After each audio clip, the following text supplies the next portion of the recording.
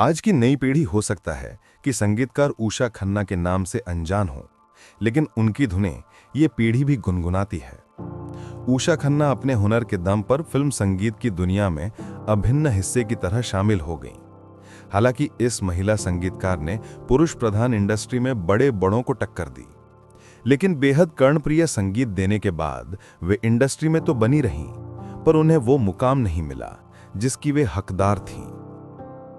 उषा खन्ना की एक और उल्लेखनीय रचना है फिल्म एक सपेरा एक लुटेरा में रफी साहब का गाया राग दरबारी पर आधारित ये गीत हम तुमसे जुदा होकर फिरोज खान पर फिल्माया गया है।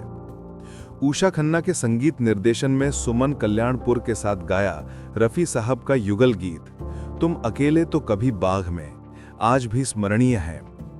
उषा खन्ना की धुन पर रफी साहब का गाया एक और यादगार गीत है फिल्म लाल बंगला के लिए हसीन वादी हों। उनके संगीत निर्देशन में फिल्म निशान के लिए मोहम्मद रफी साहब का गाया एक और गीत बहुत अच्छा बन पड़ा है हाय तबस्सुम तेरा। रफी साहब ने इस गजल को बहुत ही उतार चढ़ाव और स्वर के घुमाव के साथ गाया है। उषा खन्ना के संगीत निर्देशन में मोहम्मद रफी ने साल 1974 में एक और गीत गाया है फिल्म हवस के लिए तेरी गलियों में ना रखेंगे कदम आज के बाद। उषा खन्ना के लिए रफी साहब ने एक दर्द भरा गीत गाया है दोस्त बन के आए हो। फिल्म आप तो ऐसे ना थे में उनका गाया गीत तू इस तरह से मेरी जिंदगी में सुनने लायक है। इसी गीत को मनहर उदास और हेमलता ने भी गाया है। इसी फिल्म में मोहम्मद रफी ने किशोर कुमार के साथ एक और बेहतरीन गीत गाया है खुदा ही जुदा करे तो करे। उषा खन्ना के लिए रफी साहब ने फिल्म दादा में शैलेंद्र सिंह के साथ 2 युगल गीत गाए, लेकिन इनमें सबसे अधिक यादगार गीत है पंजाबी लोकगीत पर आधारित गीत गड्डी जानदी ए छलांगा मार दी। उषा खन्ना ने करीब 3 दशक तक रफी साहब से लेकर किशोर कुमार, मुकेश, मन्ना डे और येसुदास से लेकर लता मंगेशकर, आशा भोसले, सुमन कल्याणपुर, हेमलता और अनुराधा पौडवाल जैसे गायक गायिकाओं से कई यादगार गीत गवाए, लेकिन उनको अपने पूरे करियर में सावन कुमार प्रोडक्शंस को छोड़कर किसी अन्य बड़े बैनर के साथ काम करने का मौका नहीं मिला। शंकर जयकिशन, ओपी नैयर, रवि, मदन मोहन और बाद में आर.डी. बर्मन, लक्ष्मीकांत प्यारेलाल और राजेश रोशन जैसे दिग्गज संगीतकारों से कड़ी प्रतिस्पर्धा के कारण उषा खन्ना ना तो किसी भी साल फिल्म फेयर के लिए नामांकित हुईं और ना ही उन्हें कोई पुरस्कार मिला। लेकिन फिल्म दादा के लिए दिल के टुकड़े टुकड़े करके मुस्कुरा के चल दिए गीत के लिए गायक येशुदास को फिल्म फेयर पुरस्कार मिला।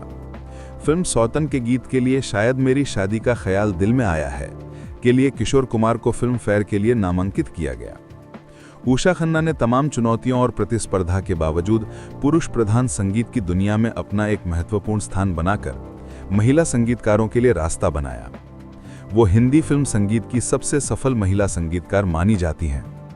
यूं तो उनसे पहले नरगिस की मां जड्डन बाई और सरस्वती देवी संगीतकार के तौर पर सक्रिय थीं, लेकिन उषा खन्ना अकेली महिला संगीतकार हैं जिन्होंने सबसे लंबी पारी खेली। उनकी धुनों में विविधता के साथ ऐसी सहजता है कि जब आप फिल्म एक लुटेरा का हम तुमसे जुदा होके, हम हिंदुस्तानी का छोड़ो कल की बात पुरानी, बादल का अपने लिए जिए तो क्या जिए, शबनम का मैंने रखा है मोहब्बत अपने अफसाने का नाम, लाल बंगला का चांद को क्या मालूम, स्वीकार किया मैंने का अजनबी कौन हो तुम, लैला का तू जो कहे तो राधा बनूं मैं, या सौतन का जिंदगी प्यार का गीत है सुनते हैं तो साथ साथ गुनगुनाने लगते हैं। 1960 से लेकर 1970 वाले दौर में उषा खन्ना अपने चरम पर थीं। वे कल्याण जी, आनंद जी, जयदेव, लक्ष्मीकांत प्यारेलाल और रॉबिन बैनर्जी जैसों के साथ कदमताल कर रही थीं। उषा खन्ना ने रॉबिन बैनर्जी से गायन सीखा था और अब वो उनसे मुकाबला कर रही थीं, तो दूसरी तरफ उनके म्यूजिक अरेंजर लक्ष्मीकांत प्यारेलाल उनसे आगे निकल गए। गायिका बनने की चाह रखने वाली उषा ने संगीत निर्देशन में आने के बाद बतौर गायिका भी कुछ गाने गाए। संगीतकार कल्याण जी, आनंद जी के लिए उन्होंने फिल्म जॉनी मेरा नाम का गीत पल भर के लिए कोई हमें प्यार कर ले में किशोर कुमार के साथ कुछ पंक्तियां गुनगुनाई थीं। मोहम्मद रफ़ी साहब के साथ उनकी आवाज़ वाला फिल्म अनजान है कोई का शाम देखो ढल रही है खासा लोकप्रिय रहा। 1990 के दशक के मध्य तक एक संगीतकार के रूप में वे काफ़ी सक्रिय थीं। बतौर संगीतकार उनकी आखिरी फिल्म 2003 में रिलीज हुई थी, दिल परदेसी हो गया। फिर लोगों की पसंदें बदलने लगीं। लफ्ज़ों में गहराई नहीं बची थी, संगीत से मेलोडी तो लगभग खत्म ही गई थी। इस दौर में अब उषा खन्ना पिछड़ती जा रही थीं। उन्होंने वापसी की भरपूर कोशिश की, जो कामयाब नहीं हुई। बड़े बैनर्स नहीं थे, छोटे बजट की फिल्में अक्सर कम चलती थीं और उनका संगीत उनसे भी कम। धीरे धीरे उषा खन्ना बिल्कुल ही गायब हो गईं। उषा खन्ना की पर्सनल लाइफ की बात करें तो उन्होंने प्रोड्यूसर और डायरेक्टर सावन कुमार से शादी की थी। वो एक फिल्म संगीत डायरेक्ट कर रही थीं, जिसमें सावन कुमार आए थे। वे इसके गीत लिख रहे थे। उन दोनों ने बहुत जल्दी एक अच्छी बॉन्डिंग बना ली। फिर उन्होंने उषा को अपनी अगली फिल्म हवस के लिए साइन कर लिया। उनकी दोस्ती प्यार में बदल गई और उन्होंने शादी करने का फैसला कर लिया।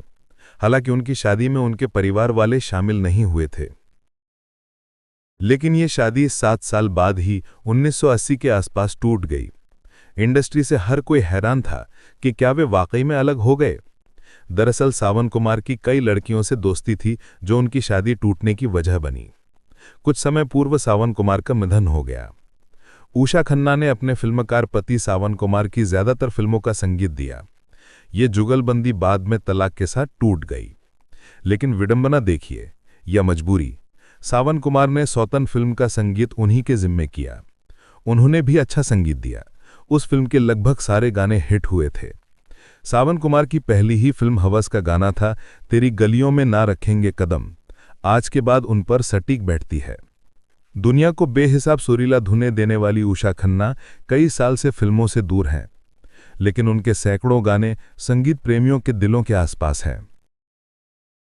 दोस्तों, आपकी हमारी वीडियो कैसी लगी कमेंट करके बताएं। अगर आप हमारे चैनल पर नए हैं तो चैनल सब्सक्राइब करें और बेल आइकन दबाना ना भूलें।